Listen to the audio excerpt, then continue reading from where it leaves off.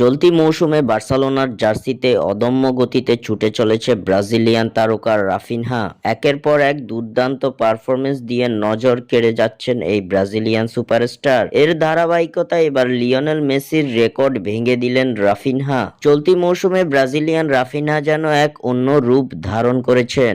অধিনায়কের দায়িত্ব পরিপূর্ণ পালন করার পাশাপাশি গোল এবং অ্যাসিস্টের সমান তালে পারফর্ম করে যাচ্ছেন রাফিনহা। লিওনেল মেসির কাঁধে যেরকম নির্ভর ছিল কাতালান ক্লাবটি, ঠিক একইভাবে রাফিনহার কাঁধে ভর করে বর্তমান বার্সা দল এগিয়ে যাচ্ছে ঝড়ের গতিতে। 2024 ইউএফা চ্যাম্পিয়ন্স লিগে বার্সেলোনা শেষ করেছে 2 নম্বর পজিশনে থেকে। 6 ম্যাচে 5 জয় নিয়ে কাতালান জায়ান্টদের পয়েন্ট 15। বার্সেলোনার এমন উড়ন্ত ছন্দের কারিগর বলা চলে ব্রাজিলিয়ান রাফিনহাকে, যার ধারাবাহিকতায় এবার রাফিনহা ভেঙে দিলেন লিওনেল মেসির এক অনন্য রেকর্ড। আর্জেন্টাইন লিওনেল মেসির 2015-16 মৌসুমের এক কীর্তি ছুঁয়ে ফেলেছেন ব্রাজিলিয়ান রাফিনহা। চ্যাম্পিয়ন্স লিগের নতুন ফরম্যাটে লিগ পর্বের পরে অনুষ্ঠিত হবে শেষ 16 লড়াই। লিগ পর্বে প্রথম 6 ম্যাচে রাফিনহার গোল সংখ্যা 6টি। এর সঙ্গে বার্সার ডুও রবার্ট লেভানদস্কি করেছেন 7টি গোল। 2015-16 মৌসুমের পর এই প্রথম চ্যাম্পিয়ন্স লিগের আসরে বার্সেলোনার ডুও রবার্ট লেভানদস্কি ও রাফিনহা মিলে করেছেন অন্তত